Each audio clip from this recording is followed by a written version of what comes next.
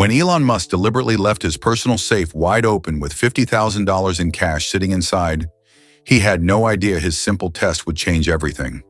His housekeeper, Amara Williams, a hard-working black woman who had cleaned his home for 3 years, walked into the office that Tuesday morning just like any other day. But this time was different. This time, Elon was watching from a hidden spot, testing whether she would steal from him.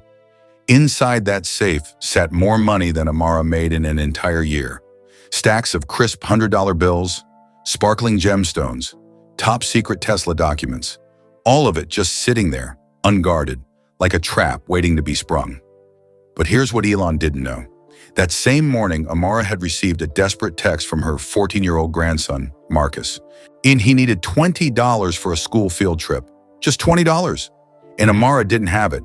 She was raising Marcus alone after her daughter died from cancer, working 2 jobs just to keep food on the table and a roof over their heads. $20 would solve her immediate problem. And there were thousands sitting in that open safe. As Amara stood frozen in front of all that money, her hand trembling, her phone buzzing with another message from Marcus, she faced an impossible choice.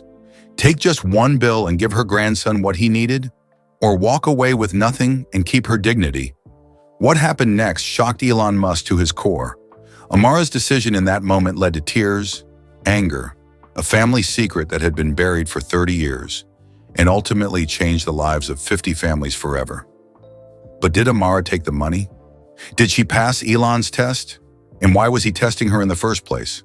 Watch until the very end to discover the truth that left a billionaire speechless and transformed a painful moment into something beautiful. This is a story about dignity, redemption, and the power of choosing what's right even when everything inside you is screaming to do what's easy. Let's begin. The morning sun poured through the tall windows of Elon Musk's Austin home as Amara Williams pushed her cleaning cart down the hallway. Her brown fingers gripped the handle tightly. She had been working for Mr. Musk for 3 years now, and she knew his schedule like the back of her hand. Today was Tuesday. That meant he would be in his home office preparing for his big SpaceX presentation. "Good morning, Mr. Musk," Amara said softly as she knocked on the office door. Morning, Amara. Come on in." Elon looked up from his laptop, his face tired but friendly. "I'm heading out soon for a meeting. Should be back in about 2 hours." Amara nodded and began dusting the bookshelves. She moved carefully around the expensive equipment and framed photos. Everything in this room cost more than her entire year's salary, but she never felt jealous. She felt grateful to have this job. Elon stood up and stretched. He grabbed his jacket from the back of his chair and glanced at his watch. "The presentation is at 11. I need to review my notes one more time in the car." "You'll do wonderful, sir," Amara said with a warm smile. "You always do." Elon paused at the doorway and looked back at her. His eyes held something Amara couldn't quite understand. It looked almost like sadness, or maybe guilt. "Thank you, Amara. Amara, you're always so kind." Then he left. Amara listened to his footsteps fade down the stairs. She heard the front door close. She heard his car start in the driveway. Only then did she turn back to her work. That's when she saw it. The safe. The large metal safe built into the wall behind Elon's desk was wide open. Completely open. The thick door hung outward like an invitation. Amara's breath caught in her throat. Inside the safe, she could see stacks of cash. Crisp $100 bills bundled together. There had to be thousands of dollars in there. Maybe 50,000. Maybe more. Next to the money sat a black velvet bag. Through the slightly open top, she saw the sparkle of gemstones. Rubies, maybe. Or diamonds. There were also folders marked "Confidential Tesla" in red letters. Amara stood frozen. Her duster hung limply in her hand. Mr. Musk never left the safe open. Never. He was always so careful about security. This had to be a mistake. She should close it. That would be the right thing to do. Just swing the door shut and pretend she never saw anything. But her feet wouldn't move. Amara's phone buzzed in her apron pocket. She pulled it out with shaking hands. A text from her grandson, Marcus. "Grandma, can you send $20 for the field trip tomorrow? Everyone else already paid. I don't want to be the only one left behind." Amara's heart sank. She had forgotten about the field trip. Again. Marcus was 14 now, a good boy trying to stay on the right path. His mother, Amara's daughter, Destiny, had died 2 years ago from cancer. Amara had raised Marcus ever since, working 2 jobs to keep him fed, clothed, and in a decent school. But it was never enough. Last week, she couldn't afford his new textbooks. The week before, his sneakers had holes in them, and the kids at school made fun of him. He came home with his head down, trying not to cry. "It's okay, Grandma," he had said. "I don't care what they think." But Amara cared. She cared so much it hurt. Now she stared at the open safe. $20 sat right there. Just one bill from one stack.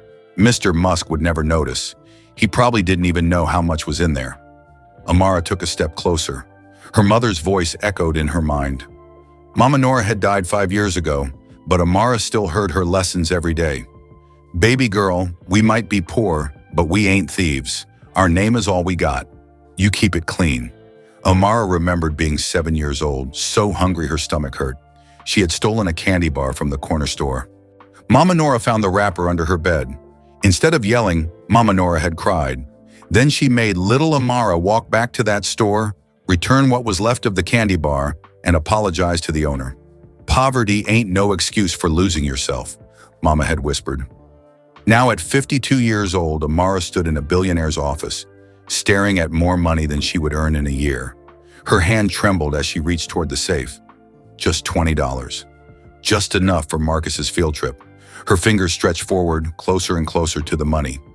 In the next room, hidden behind a cracked door, Elon Musk watched everything through the narrow opening. His phone was in his hand, recording notes. His face showed no emotion.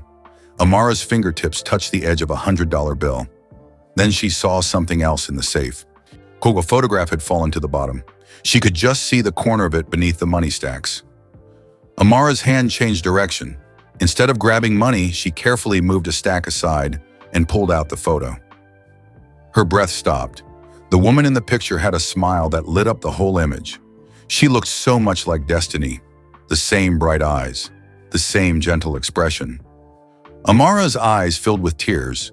She held the photo close to her chest. That's when she heard footsteps on the stairs. Mr. Musk was coming back. Amara's heart jumped into her throat. The footsteps grew louder, closer. She looked at the photograph in her hand, then at the open safe. Her mind raced. Should she put the picture back?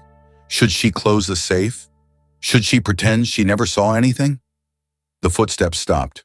Amara held her breath and listened. Silence. Maybe Mr. Musk had gone into another room. Maybe she still had time. She looked down at the photograph again. The woman's smile reminded her so much of Destiny that it physically hurt. Her daughter had smiled like that, full of hope and love, right up until the cancer stole her light away. Amara wiped her eyes with the back of her hand. She needed to focus. She carefully placed the photograph on the desk and turned back to the safe. The money stared back at her. $50,000, maybe more. Right there within reach. Her phone buzzed again. Another text from Marcus. "Grandma, did you see my message? The trip is tomorrow. Please?" Amara's hands shook as she typed back. "I'll figure it out, baby. Don't worry." But she was worried. She was always worried. The field trip was $20.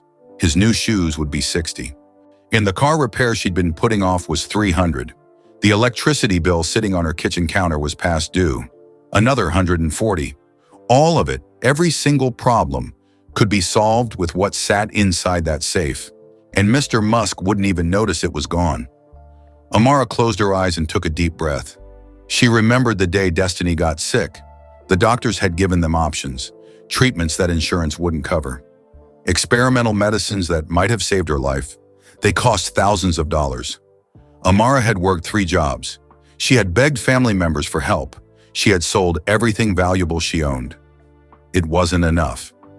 Destiny died on a rainy Tuesday morning, holding Amara's hand, whispering, "Take care of my baby. Give him the life I couldn't." Amara had made a promise that day. She would do anything to give Marcus a better future. Now here was her chance. Her fingers moved toward the money again. Just $200. Just enough to cover the immediate needs. She could take it from the middle of a stack where it wouldn't be noticed. "Mama, what would you do?" Amara whispered to the empty room. But she knew what Mama Nora would say. She could hear that strong, steady voice as clear as day. You walk away, baby. You walk away and you hold your head high. But Marcus needs shoes, Mama, Amara said to the memory. The kids laugh at him. He comes home trying to hide his hurt. But I see it. I see everything. The memory of Mama Nora didn't answer. Amara thought back to that day with the candy bar. She had been so young, so hungry. The chocolate had tasted like heaven for about 5 minutes. Then came the guilt. Then came the shame of having to return it. But what Amara remembered most was the look on Mama Nora's face when she came home from the store. Not anger, pride. You did the right thing, baby girl, Mama had said, pulling her close. It was hard, but you did it. That's what makes you strong. Amara opened her eyes and looked at the safe again. She thought about Marcus at school tomorrow, watching all the other kids board the bus for the field trip while he stayed behind. She thought about him walking home in his worn-out shoes, trying to ignore the whispers and laughs. She thought about the look on his face when she told him they couldn't afford something. Again, that look that said he understood, that he didn't blame her, that he loved her anyway. That look broke her heart every single time. I'm so tired. Nah, Mama, Amara whispered. I'm so tired of struggling. I'm so tired of watching my baby go without. Her hand hovered over the money, one stack, just one. Then she heard Destiny's voice in her memory from that last morning. Take care of my baby, give him the life I couldn't. But what kind of life would it be if it started with stealing? What kind of lesson would that teach Marcus? That money solves everything? That it's okay to take what isn't yours when times are hard? That people like them had to cheat to get ahead? Number. Amara pulled her hand back. If she took this money, she might solve today's problems, but she would create a bigger problem in her soul. She would become someone she wasn't. Someone Mama Nora didn't raise. Someone Destiny wouldn't recognize. She reached for the safe door, ready to close it and walk away. But then her phone buzzed a third time. This time it wasn't Marcus. It was a message from the school. Payment for field trip due by 3 p.m. today. Students without payment will not be permitted to attend. 3 p.m. That was in 4 hours. Amara looked at the clock on the wall, then back at the money. 4 hours to find $20 she didn't have. Her next paycheck wasn't until Friday. She had already borrowed money from her neighbor last week. Her bank account had $12 in it. The walls felt like they were closing in. Amara sank into the chair by the desk. The photograph she had found earlier sat there, that beautiful woman smiling up at her. She picked it up again and studied the face. What would you do? She asked the stranger in the photo. Amara, if your child needed something and you had nothing to give? The woman's smile seemed to say, you already know the answer. Amara set the photo down gently. She stood up, straightened her apron, and looked at the safe one final time. Then she did something that surprised even herself. She reached inside, her fingers wrapped around something small and metallic near the back of the safe. She pulled it out quickly, her heart pounding so hard she thought it might burst. It was a small silver pin, shaped like a rocket ship. It must have fallen off Mr. Musk's jacket and landed in the safe. Amara turned it over in her palm. It was loose, probably broken. Not valuable, probably forgotten. But it had reminded her of something Marcus had said last week. Grandma, when I grow up, I want to build rockets like Mr. Musk. I want to help people reach for the stars. She slipped the pin into her apron pocket. Not to keep, not to steal, but to give to Marcus tonight as encouragement. She would return it tomorrow and tell Mr. Musk she found it. Amara finally closed the safe door with a firm click. She had passed the test she didn't know she was taking.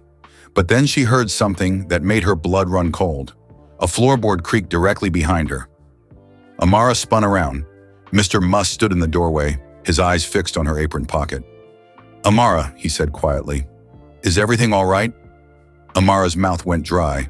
Her hand instinctively moved to her apron pocket, where the small rocket pin sat hidden. Mr. Musk, she stammered, I thought you left for your meeting. I forgot my presentation folder. Elon stepped into the room, his eyes moving from Amara's face to the now closed safe, then back to her face. I see you closed the safe. I must have left it open by accident. Yes, sir. Amara's voice barely rose above a whisper. I noticed it was open when I came in to clean. The silence between them stretched like a rubber band pulled tight, ready to snap. Elon walked slowly to his desk and picked up a black folder. But he didn't leave. Instead, he leaned against the desk and studied Amara's face. You look upset, he said. Are you sure everything is okay? Amara could feel sweat forming on her forehead. Her hand was still pressed against her pocket. Could he see the outline of the pin? Did he know what she had taken? I'm fine, Mr. Musk. Just tired, I suppose. It's been a long morning, Elon agreed. His tone was casual, but his eyes were sharp. Too sharp. Amara, can I ask you something? Her heart hammered against her ribs. Of course, sir. Did you see what was inside the safe? The question hung in the air like a guillotine blade. Amara swallowed hard. Should she lie? Should she tell the truth? What was the right answer? Yes, sir. I saw it was open. I saw there were valuable things inside. That's why I closed it. Did you touch anything? Amara's eyes filled with tears. This was it. This was the moment her whole world would fall apart. She would lose this job. She would lose her reputation. She would lose everything. And Marcus would lose his field trip, his shoes, his future. Mr. Musk, I need to be honest with you. Her voice cracked. I did touch something in the safe. Elon's expression didn't change. What did you touch? Amara slowly reached into her apron pocket. Her fingers trembled as they wrapped around the small pin. She pulled it out and held it in her open palm. This fell to the bottom of the safe. I think it came off your jacket. I was going to return it to you tomorrow, but… She couldn't finish the sentence. The tears were coming too fast now. Elon looked down at the tiny rocket pin. He picked it up from her palm and turned it over in his fingers. This pin, he said softly. My daughter gave it to me 5 years ago. I thought I'd lost it. I'm sorry, Mr. Musk. I shouldn't have taken it, even to return it later. I should have left it there, or given it to you immediately. I wasn't thinking clearly. Amara wiped her eyes with her sleeve. My grandson wants to build rockets someday. When I saw it, I thought of him, but I was wrong to take it. I'm so sorry. Elon set the pin on the desk. When he looked up at Amara, his face had changed. The sharpness was gone. Now there was something else, something that looked like pain. Amara, I need to tell you something. He took a deep breath. I didn't leave that safe open by accident. Amara's tears stopped.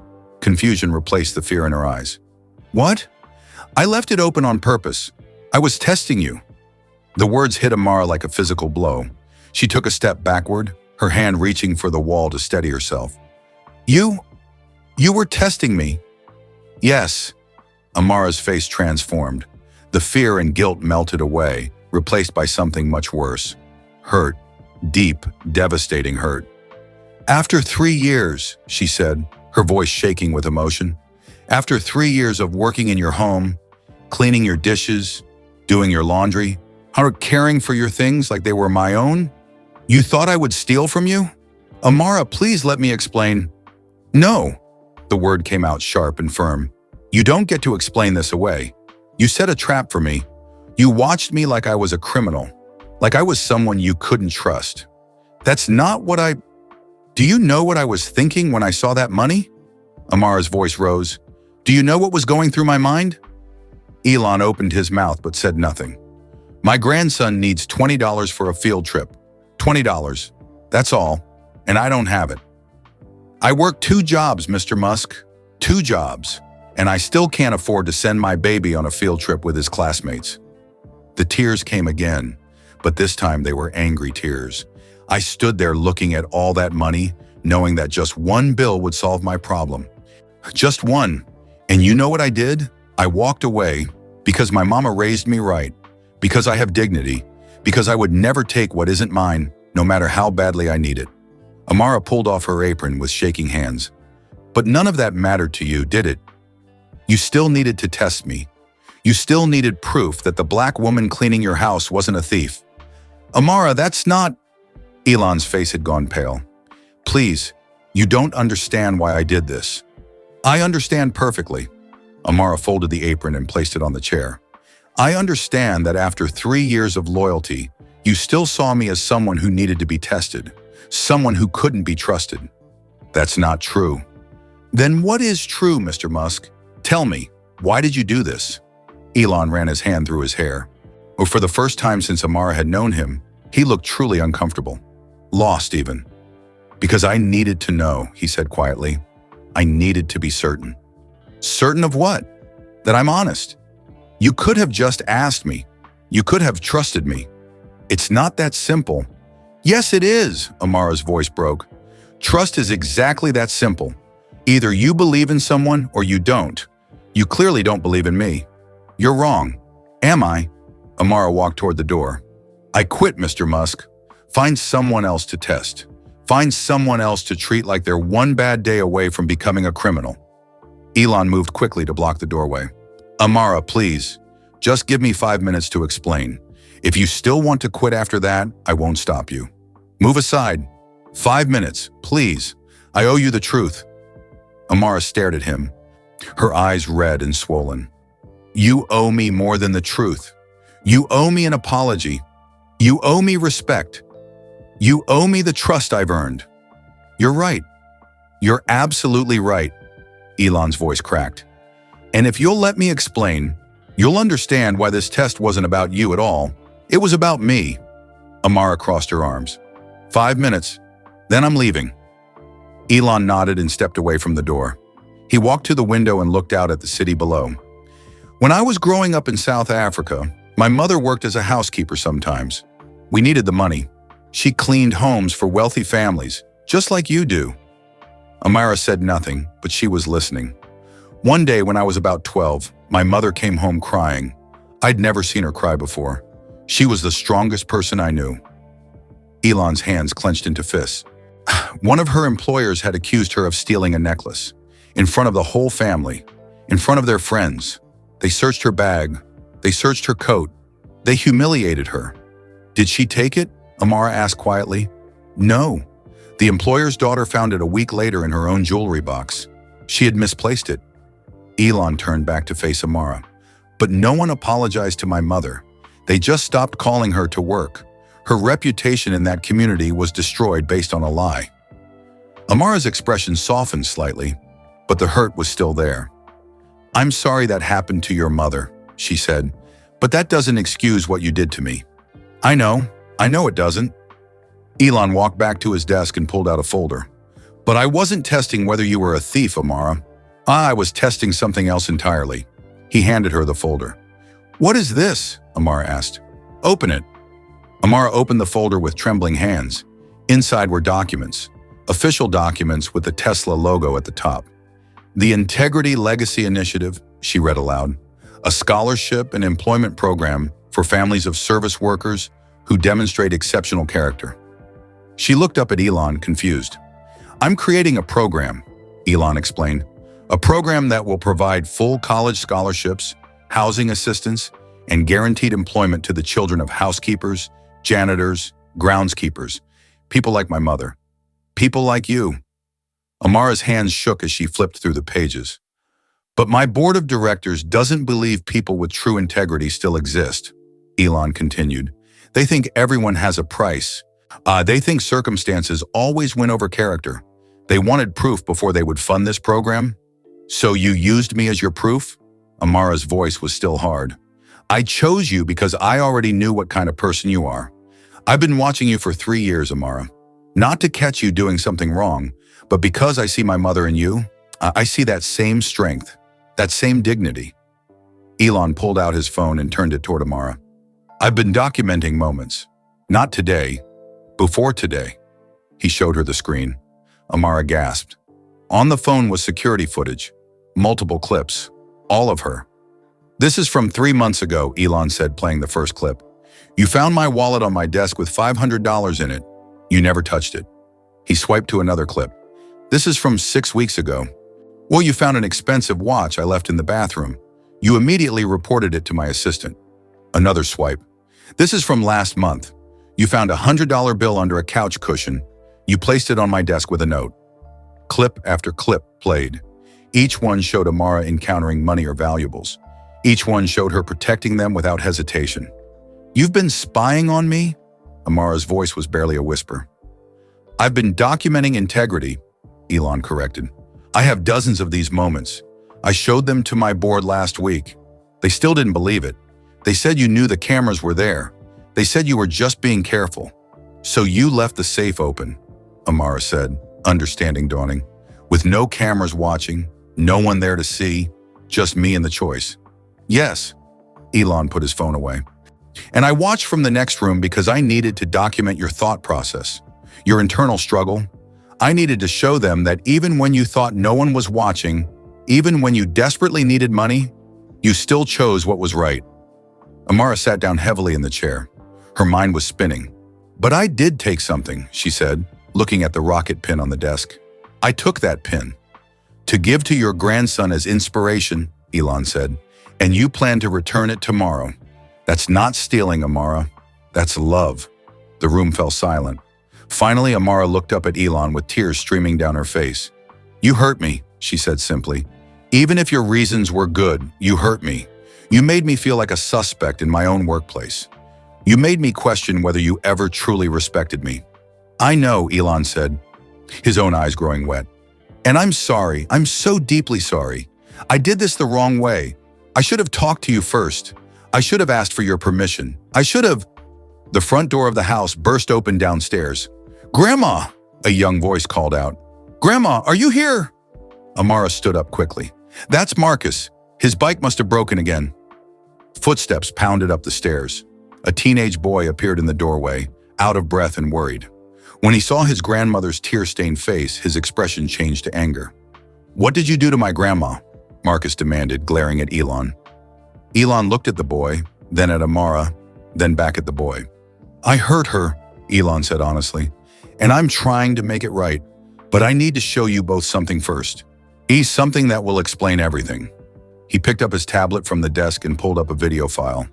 This is security footage from a different day, 3 months ago. Marcus moved closer to his grandmother protectively as Elon turned the tablet screen toward them. What is this? Marcus asked. Just watch, Elon said. He pressed play. The video began playing on the tablet screen. Amara and Marcus leaned forward to watch. The footage showed Elon's office from 3 months earlier.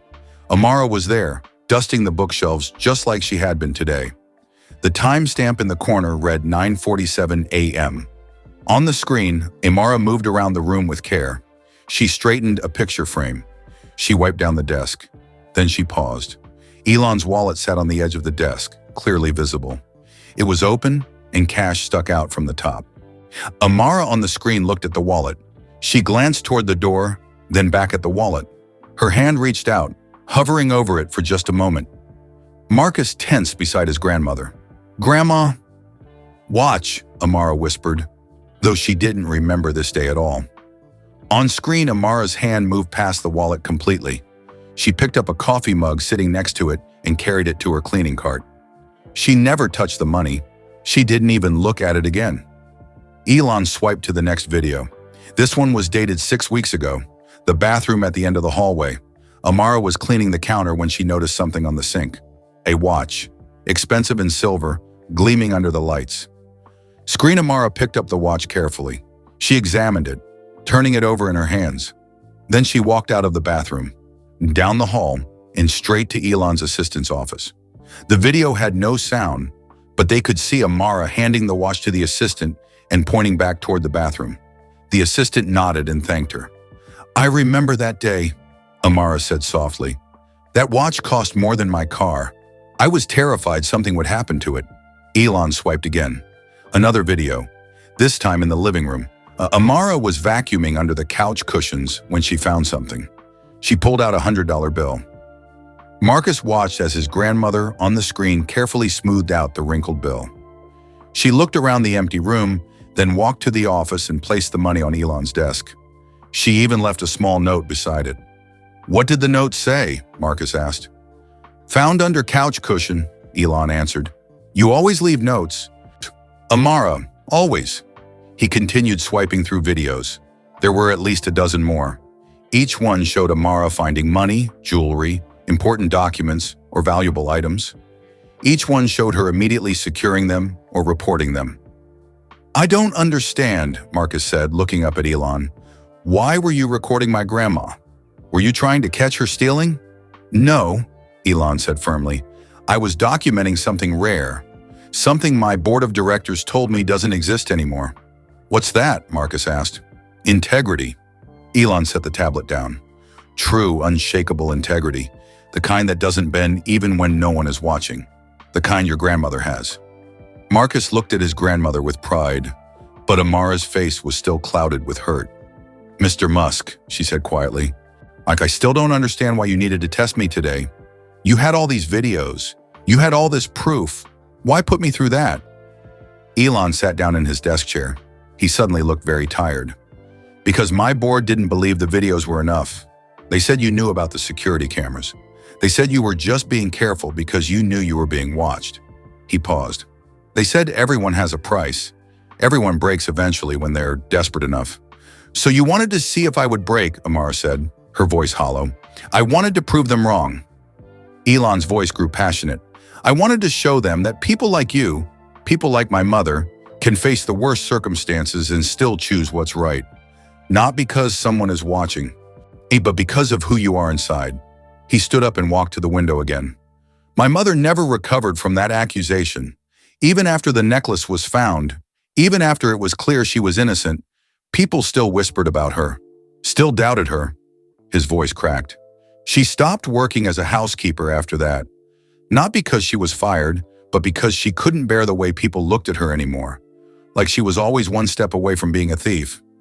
Amara's expression softened slightly. She could hear the pain in his voice. That moment destroyed something in my mother. It took away her dignity, her pride, her trust in the world. Elon turned back to face them. I've spent my whole adult life trying to fix that.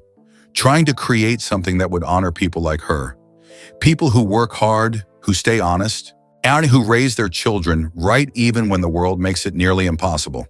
He picked up the folder again and held it out to Amara. This program, the Integrity Legacy Initiative, it's my way of saying what no one ever said to my mother, that she mattered, that her character mattered, that her sacrifice mattered. Marcus took the folder from Elon and opened it. His eyes grew wide as he read. Grandma, he breathed, this is a scholarship program, full college tuition, room and board, everything.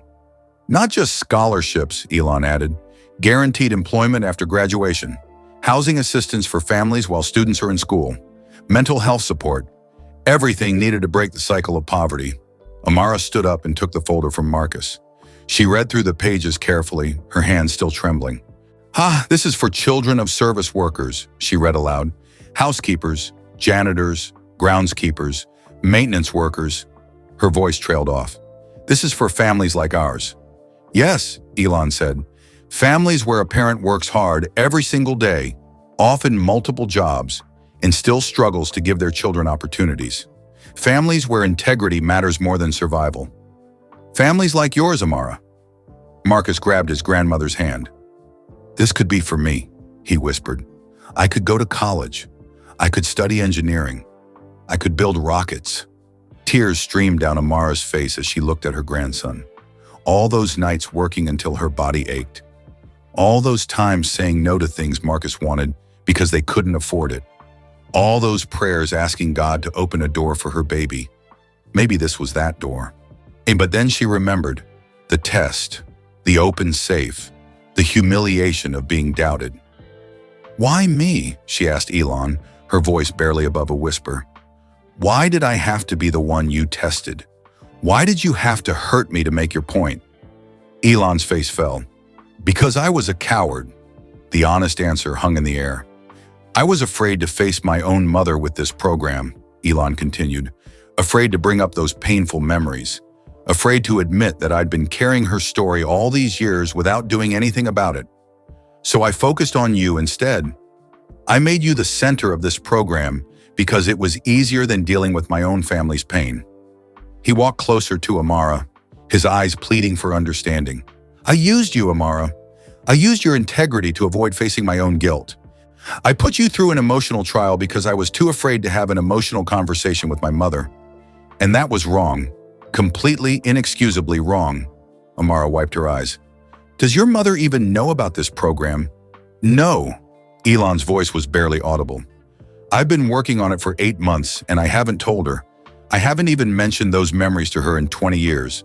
We don't talk about that time in our lives. Why not? Marcus asked. Because it hurts too much, Elon said simply. Because some wounds are easier to ignore than to heal. Amara understood that feeling. She had wounds like that too. Memories of Destiny's illness, conversations they never had, things left unsaid until it was too late. But ignoring wounds doesn't heal them, Amara said softly. It just lets them fester. I know. Elon looked down at his hands. I know that now. The room fell silent again. Outside, birds sang in the trees. Life continued on, unconcerned with the heavy moment happening in this office. Finally, Marcus spoke up. Mr. Musk, my grandma is the most honest person I know. She makes me return extra change when the cashier gives us too much. She found a purse in a parking lot once with $300 in it, and she tracked down the owner to return it. She didn't keep a single penny. Marcus, Amara started. No, Grandma. He needs to hear this. Marcus turned back to Elon. Last Christmas, I wanted a new video game system so badly. All my friends had one. I begged and begged. You know what Grandma did? Elon shook his head. She worked extra shifts for 2 months. She saved every penny. On Christmas morning, there it was under our little tree. Marcus's voice grew thick with emotion. But then in January, our heat stopped working. The repair was going to cost $500. Grandma took that game system back to the store, even though I'd already opened it. She got a refund and fixed the heat instead. Baby, you didn't need to tell him that, Amara said, embarrassed. Yes, I did. Marcus looked at his grandmother with fierce love. Because Mr. Musk needs to understand that you're not just honest when it's easy. You're honest when it costs you everything. You're honest when it hurts. You're honest because that's who you are. Amara pulled Marcus into a tight hug. This boy, this beautiful, smart, kind boy, was everything to her. Every sacrifice was worth it. Every hard day was worth it. Elon watched them, and something shifted in his expression. Marcus, he said quietly, how old are you? 14. I'll be 15 in June. What do you want to study in college? Marcus's eyes lit up. Aerospace engineering. I want to design rockets that can take people to Mars. I want to make space travel available to everyone, not just rich people. He paused, then added shyly, I want to do what you do, Mr. Musk. Elon smiled for the first time since this difficult conversation began. That's a good dream, an important dream. He turned to Amara. I owe you an apology that I can never fully give. I hurt you. I doubted you. I put you through an impossible test because I was too afraid to face my own pain. There's no excuse for that. Amara nodded slowly. No, there isn't. But I'm asking for a chance to make it right. Not just for you, Murray, but for every family like yours. For every person like my mother who was never given the respect they deserved. Elon's voice grew stronger. I want you to help me build this program the right way. Not as my employee, as my partner. Partner?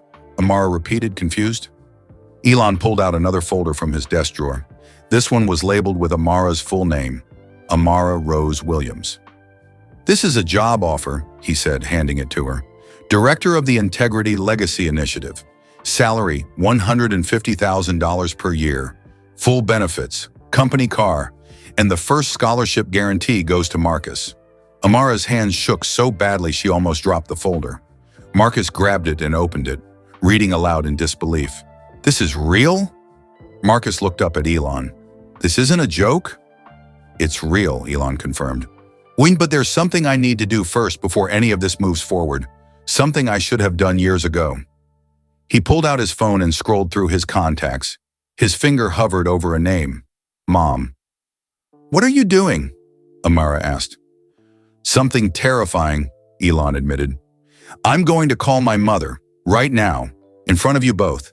And I'm going to tell her about the program, about the memories, about everything I should have said 20 years ago. Mr. Musk, you don't have to, Amara started. Yes, I do. Elon's voice was firm. You faced your test today. You passed it with more grace than I deserved. Now I need to face mine. His finger moved toward the call button. Wait, Amara said suddenly. Elon looked up. I have a condition. Something non-negotiable before I even consider your offer. Anything, Elon said immediately. Amara stood tall, her dignity fully restored. When she spoke, her voice was strong and clear. Your mother, the woman who was falsely accused all those years ago. I want her to be the honorary chair of this program. I want her story told, properly, respectfully, with her permission. And I want you to publicly apologize to her, not for what you did, but for what that employer did to her. Someone needs to restore her dignity. Someone needs to say that what happened to her was wrong. The room went completely still. Marcus stared at his grandmother with awe. Elon stared at her with something that looked like fear. You're asking me to do the hardest thing I've ever done, Elon said, his voice breaking. Good. Amara's eyes were steady. Then you'll understand a fraction of what you put me through today. A fraction of what your mother went through all those years ago. And maybe, just maybe, you'll learn that integrity isn't just about honesty. It's about facing the hard truths and making them right, no matter how much it costs you. Elon looked down at his phone, at his mother's name on the screen, at the call button that suddenly felt like the heaviest thing in the world. Okay, he whispered. Okay. He pressed the button. The phone began to ring. The phone rang once, twice, 3 times. Amara and Marcus stood perfectly still, barely breathing. Elon's hand trembled as he held the phone. On the 4th ring, a woman's voice answered. Elon, is everything all right? You never call in the middle of the day. Hi, Mom. Elon's voice cracked slightly. I'm fine. I have some people here with me. I'm putting you on speakerphone, okay? People? What's going on?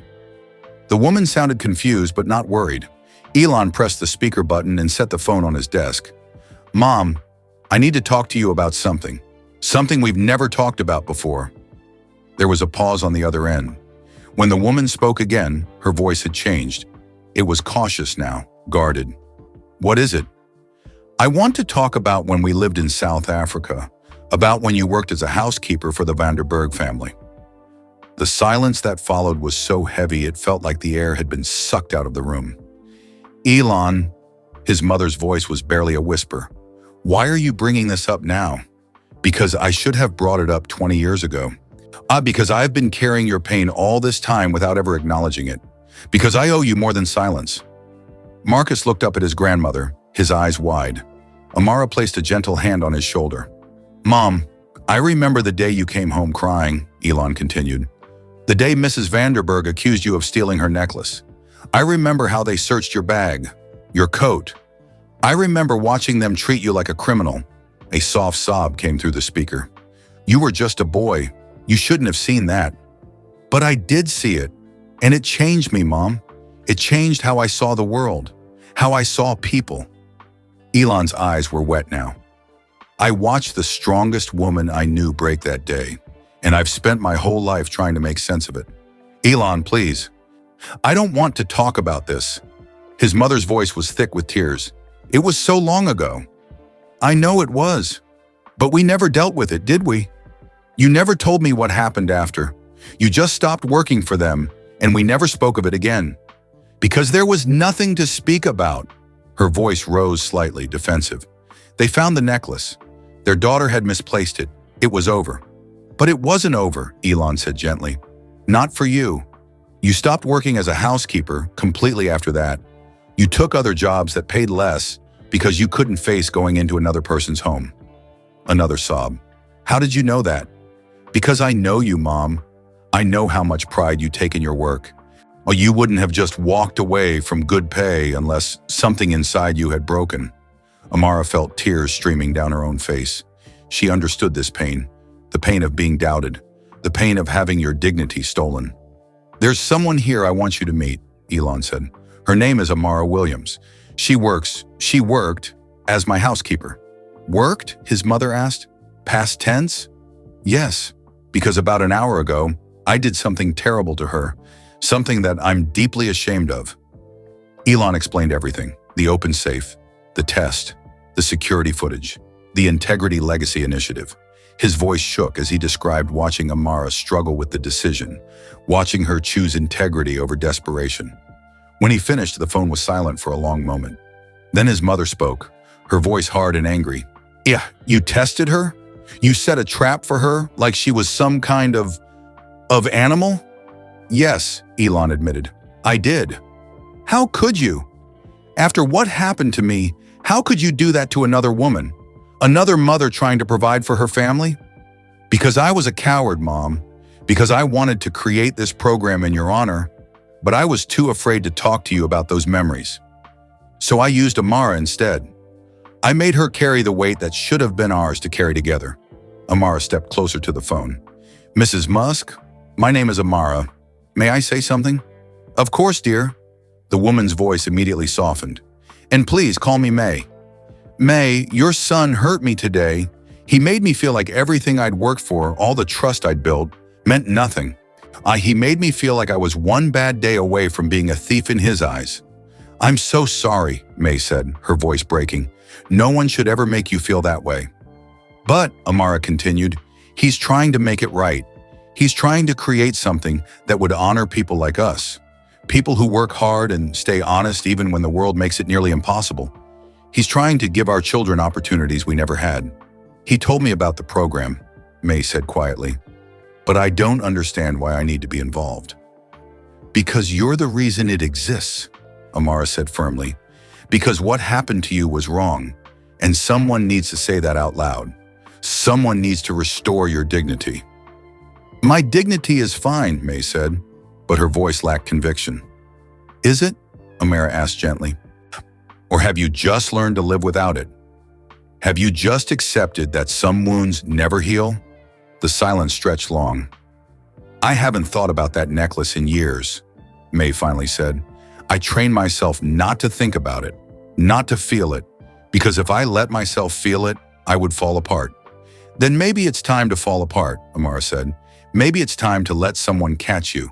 Let your son honor you the way you deserve. Another long silence.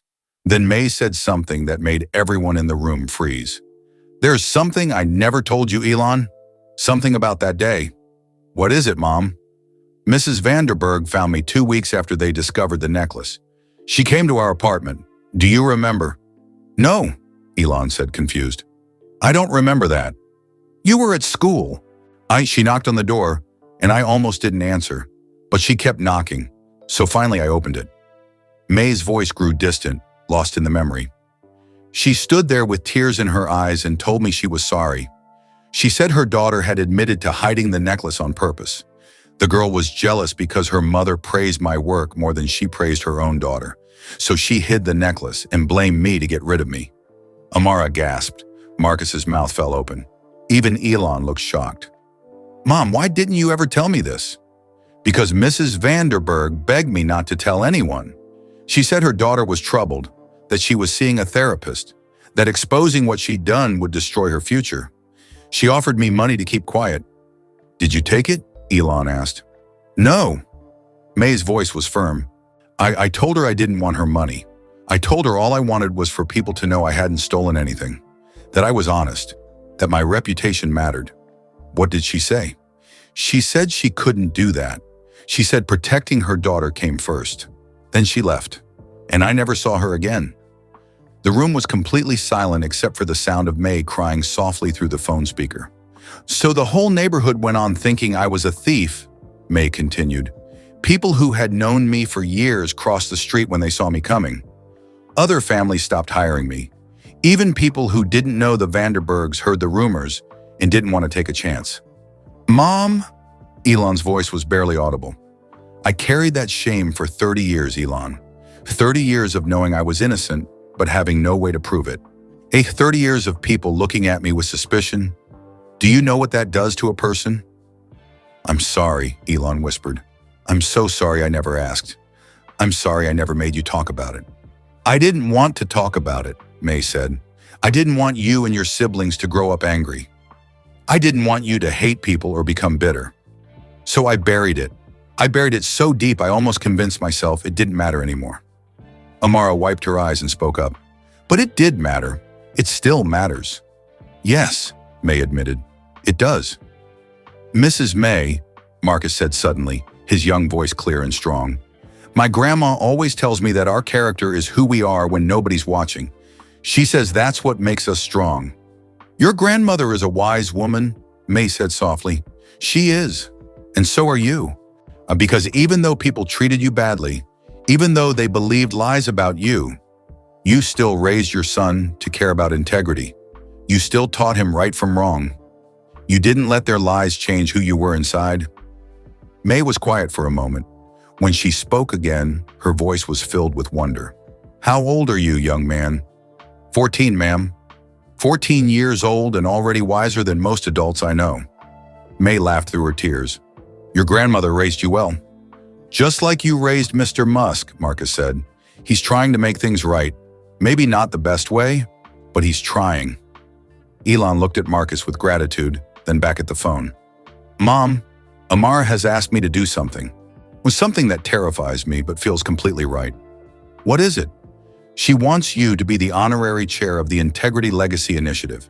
She wants your story told, with your permission, of course, and she wants me to publicly apologize on behalf of everyone who doubted you.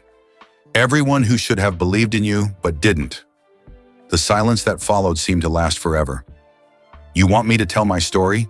May finally asked. To go public with something I've hidden for 3 decades?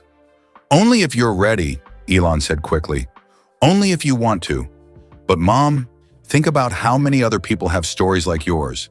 How many housekeepers, janitors, service workers have been accused, doubted, or dismissed because of their job title? What if your story could help change that? I don't know if I'm that brave, May whispered. Yet you are, Amara said firmly. I can hear it in your voice. You've been carrying this weight alone for 30 years. Let us help you carry it. Let us turn your pain into something that helps others. Another long pause. Then May said something that surprised everyone. Can I meet you? In person? Before I decide anything, I want to meet you, Amara, and your grandson.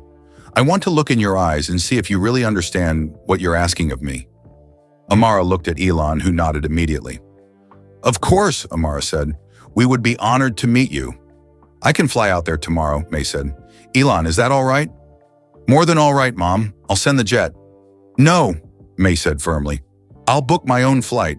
This needs to be my choice, my journey. You understand? I understand. Good. May's voice was stronger now, it more resolved. Amara, I'll see you tomorrow, and we'll talk, really talk, about everything. I look forward to it, Amara said. One more thing, May added. Elon, you said Amara quit. Does that mean she's not working for you anymore? She resigned, yes, because of what I did. Good, May said firmly. She deserves better than to work for someone who would test her like that. But that program you're building, the Integrity Legacy Initiative, that needs her. Not as your employee, as your equal, as someone who knows what it's like to be in the trenches. I already offered her the position of director, Elon said, with full partnership authority. Then Amara, I hope you'll accept, May said. Not for my son's sake. For all the women like us who deserve to have someone fighting for them. Amara looked at Marcus, then at Elon, and then at the phone. I haven't accepted yet, she said slowly. I have conditions. Besides making me the honorary chair? May asked. There was a hint of amusement in her voice now. Yes, I need to know that this program will be run with dignity, that will never test families the way your son tested me, that will trust people's character unless they give us a reason not to, that will treat service workers as partners, not subjects. Those are good conditions, May said, the right conditions. Will you accept them, Elon? Yes, Elon said without hesitation. All of them. Then we have a lot of work to do, Amara said. A small smile crossed her face for the first time since this difficult conversation began. A lot of healing to do, for all of us. Healing begins with truth, May said, and for the first time in 30 years, I feel ready to tell mine. They talked for a few more minutes, making plans for May's visit the next day. When they finally said goodbye, Elon ended the call and set his phone down gently. The office fell quiet again. Marcus broke the silence. Grandma, does this mean I can go to college? Amara pulled him close. Baby, this means you can reach for the stars. Elon watched them embrace, and for the first time he felt like maybe, just maybe, he had done something right. Not the test. That was wrong and always would be. But this moment, this connection, this chance for healing. "There's one more thing," Elon said quietly. Amara and Marcus looked up. Elon walked to his desk and picked up the small rocket pin, the one Amara had taken from the safe. He held it out to Marcus. "This belongs to you now," he said. My daughter gave it to me to remind me to keep reaching higher. Now I'm giving it to you for the same reason." Marcus took the pin with reverence, his eyes shining. "Thank you, Mr. Musk." "Call me Elon," he said.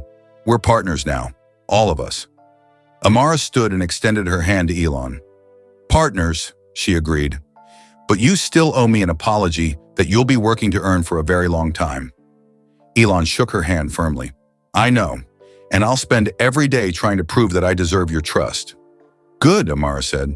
"That's exactly what I needed to hear." As they stood there, a billionaire, a housekeeper, and a 14-year-old boy with dreams of building rockets, something shifted in the room.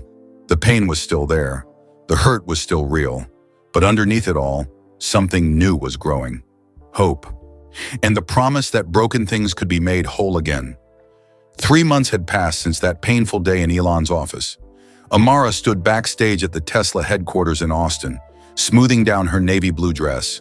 Her hands were shaking, but not from fear, from anticipation. Marcus appeared beside her, looking sharp in his new suit. The rocket pin Elon had given him gleamed on his lapel. "You look beautiful, Grandma," he said, adjusting her collar gently.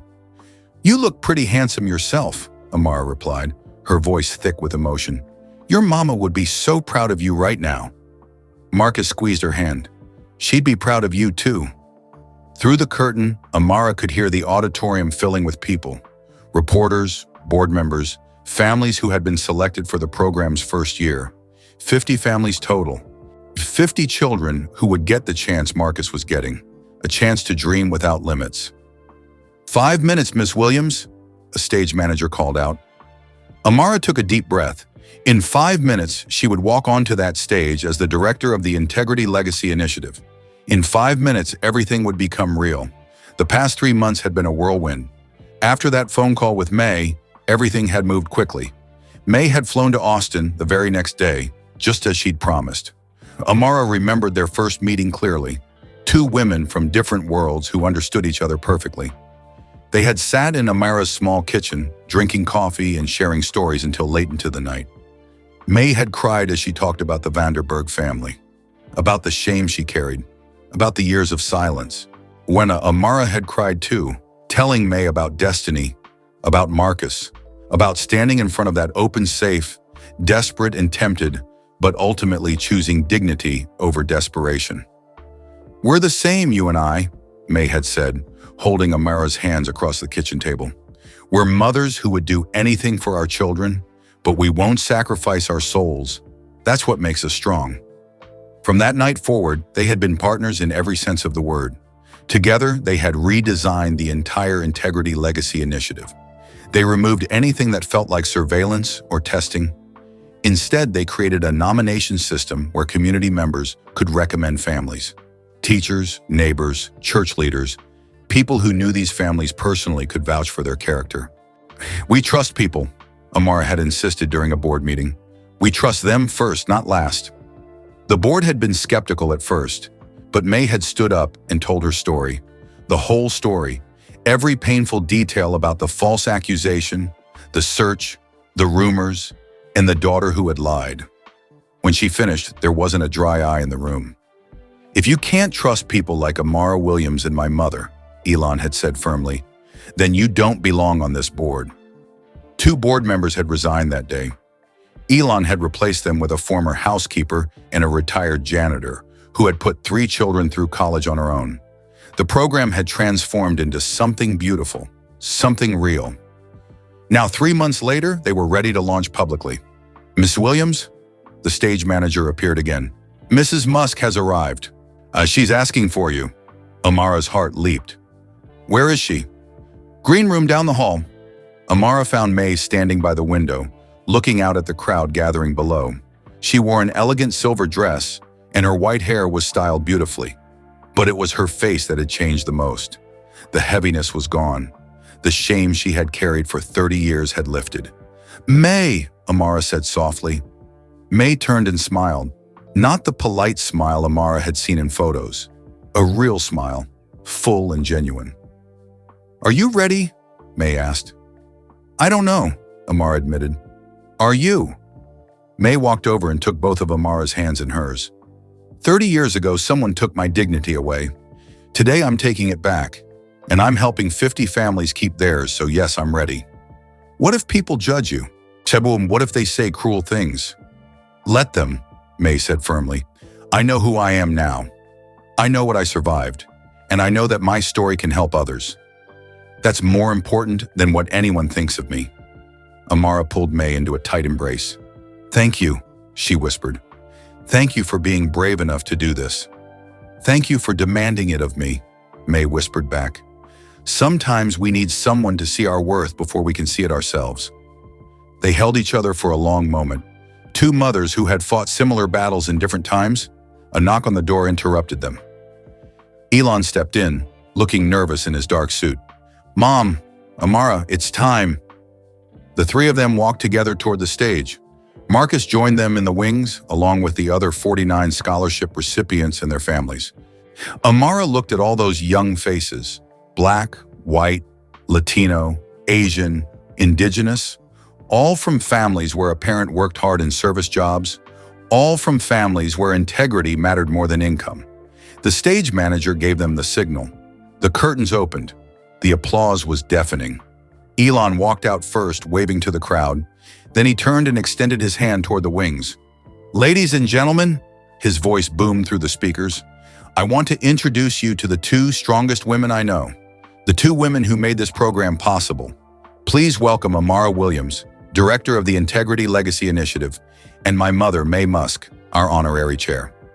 Amara and May walked onto the stage together, hand in hand. The applause grew even louder. Cameras flashed. People stood from their seats. Some were crying. When the noise finally died down, Elon stepped to the microphone. 3 months ago, I made a terrible mistake, he began. His voice was steady but filled with emotion. I tested someone who deserved my trust, not my suspicion. I hurt someone who had given me 3 years of loyal, honest work. I did this because I was carrying a pain I didn't know how to heal. He turned to look at his mother. My mother was falsely accused of theft 30 years ago when she worked as a housekeeper in South Africa. A teenager lied about her to cover up her own actions. My mother's reputation was destroyed. Her dignity was stolen, and I watched it happen when I was just 12 years old. The audience was completely silent now. For 30 years, we never talked about it. My mother buried that pain to protect her children from bitterness. I buried it because I didn't know how to fix it. But pain that's buried doesn't disappear. It just grows in the dark. Elon's voice cracked slightly. So when I had the chance to create this program, a program that would honor people like my mother, I didn't know how to face those old wounds. Instead, I tested Amara Williams. I left my safe open and watched to see if she would take money she desperately needed. Gasps rippled through the audience. She didn't take it, Elon continued. Not a single dollar. Because Amara Williams is a woman of integrity, a woman who chooses dignity over desperation every single day. But my test still hurt her. It still made her feel like her 3 years of honest work meant nothing. He turned fully toward Amara. Amara, I'm sorry. I'm sorry for doubting you. I'm sorry for testing you. I'm sorry for treating you as a means to an end instead of a person deserving of respect. You taught me that integrity isn't just about what you do when no one is watching. It's about demanding respect while extending grace. Thank you for giving me that grace, even though I didn't deserve it. Amara nodded, tears streaming down her face. Then Elon turned to his mother. Mom, I owe you an even bigger apology. An apology that's 30 years overdue. May's hand flew to her mouth. What happened to you was wrong. Mrs. Vanderberg was wrong to accuse you. Her daughter was wrong to lie. The community was wrong to believe those lies without question. And I was wrong to never talk about it, to never acknowledge your pain, to never fight for your dignity. Elon's voice broke completely now. Well, you carried that shame alone so your children wouldn't grow up angry. You sacrificed your reputation to protect us. But Mom, you deserved better. You deserved someone to stand up and say, May Musk is honest. May Musk is trustworthy.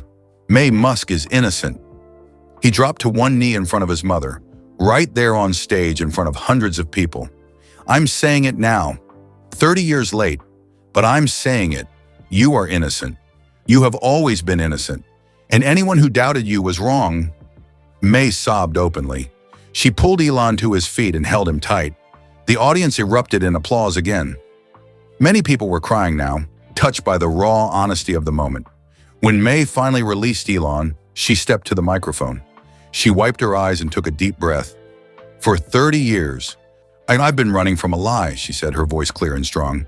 "Today I stopped running. Today I tell the truth." She told her story, all of it. The false accusation, the search, the girl who lied, the mother who covered it up, the years of whispers and suspicion. "But I also want to tell you another story," May continued. "The story of what happened 3 months ago when my son tested Amara Williams." She explained how Elon's misguided test had actually led to healing, how it had forced open conversations that should have happened decades ago, how Amara's demand for dignity had started a chain reaction of redemption. "Amara Williams could have just accepted my son's apology and moved on," May said. "But she didn't. She demanded more. She demanded that I be honored, that my story be told, that my dignity be restored. She demanded it because she understands something that took me 30 years to learn." May turned to look at Amara. "Silence doesn't protect us. It imprisons us. And the only way to break free is to tell the truth, no matter how much it hurts." She extended her hand toward Amara. "This program exists because of this remarkable woman, not just because she passed a test, but because she demanded that the test itself be questioned. She demanded that we build something based on trust, not suspicion, on dignity, not doubt, on grace, not judgment." Amara stepped forward and took the microphone with shaking hands. "I didn't want to be here today," she admitted. 3 months ago, I wanted to quit and never look back. I was hurt. I was angry. I felt betrayed." She looked out at the 50 families sitting in the front rows. "But then I thought about all of you. All the parents who work hard every day in jobs that people don't always respect. All the children who have big dreams but limited opportunities. All the families who deserve a chance to prove that character matters more than circumstances." Her voice grew stronger. "This program isn't about testing people. It's about trusting them.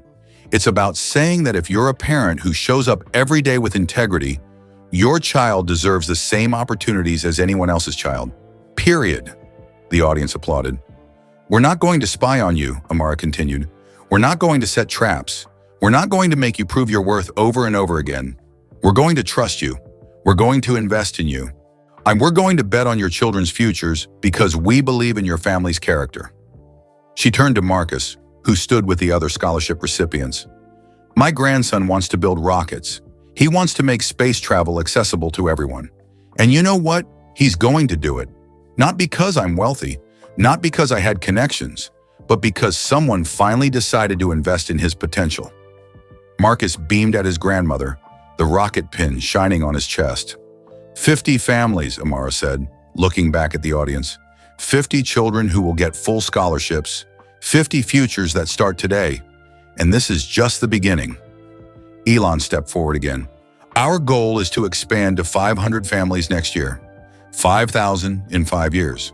And we want to create a network of support that proves character-based investing works, that proves people are worth trusting."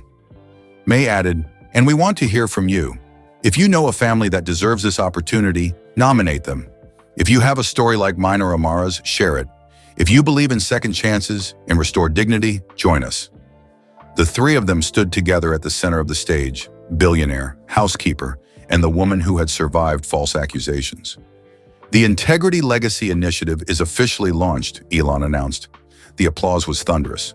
Marcus and the other 49 scholarship recipients rushed onto the stage, surrounding Amara, Elon, and May. Families embraced. Cameras flashed. Joy filled the auditorium.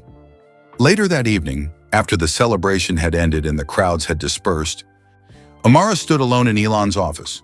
She walked to the wall safe, the same safe that had been left open 3 months earlier. It was empty now except for one thing. A framed photograph sat inside. The picture showed 4 people, Amara, Marcus, May, and Elon, all together at the program launch. Their arms were around each other, their faces bright with hope. Beneath the photo was a small plaque that read, "The safe that was once a test is now a treasure chest of redemption." Amara smiled and closed the safe door gently. Behind her, she heard footsteps. Marcus appeared in the doorway. "Ready to go home, Grandma?" Amara looked around the office one more time. This room had been the site of her greatest hurt, but it had also been the birthplace of something beautiful. "Actually," she said, "Yuri, I think we're already home." Marcus walked over and hugged his grandmother tight. "Grandma," he said quietly, "thank you." "For what, baby?" "For not taking the money that day, for choosing what was right instead of what was easy, for showing me what integrity really means." Amara pulled back and looked at her grandson's face, so much like destiny's, full of hope and promise. "You want to know a secret?" she whispered. "What?" "That day when I was standing in front of that open safe, I almost broke. I almost took the money. I was so close." Marcus's eyes widened. "What stopped you?" "You did," Amara said simply. "I thought about what kind of person I wanted you to become, and I realized I couldn't teach you to be honest if I wasn't honest myself. I couldn't tell you that character matters if I threw mine away when things got hard." She touched the rocket pin on his lapel. "You're going to build rockets someday, Marcus. You're going to reach for the stars.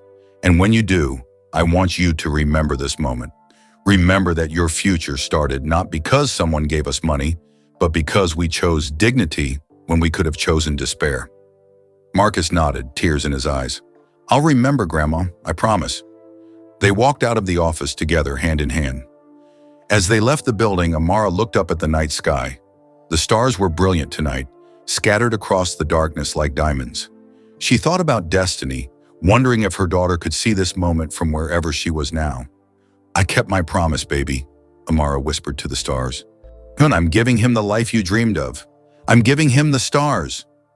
Marcus looked up too, following his grandmother's gaze. "One day, Grandma, I'm going to reach those stars, and when I do, I'm taking you with me." Amara laughed through her tears. "I'll hold you to that, baby." They walked to their car, not the old one that was always breaking down, but the reliable one that came with Amara's new position. As they drove home through the quiet streets, Amara felt something she hadn't felt in years. Peace. The test was over. The pain was healing. The future was bright. And for the first time in a very long time, Amara Williams allowed herself to believe that broken things really could be made whole again. Not through wealth, not through power, but through truth, dignity, and the courage to demand both. 3 months from now, Marcus would start his scholarship program at the university. 5 years from now, he would graduate with honors in aerospace engineering. 10 years from now, he would lead a team designing affordable spacecraft for ordinary people. And 50 years from now, when his own grandchildren asked him how he became who he became, he would tell them about a safe left open, about a grandmother who chose integrity over desperation, about a broken moment that became a testament of redemption. He would tell them that character is built in the moments when no one is watching, and that the truest test of all is not what we take when we're desperate, but what we give when we have every reason to hold back. Grace, dignity, trust. The things that money can't buy, but that make us truly rich. If this story touched your heart, we'd love to know where you're watching from. Drop your city and country in the comments below. And if you believe in spreading kindness and stories that matter, please hit that like button and subscribe to our channel. Your support helps us share more inspiring tales that remind us of the good in people. There's another powerful story waiting for you on the screen right now. Click it and let's continue this journey together. Thank you for watching, and remember, your character is built in the moments when no one is watching. See you in the next story.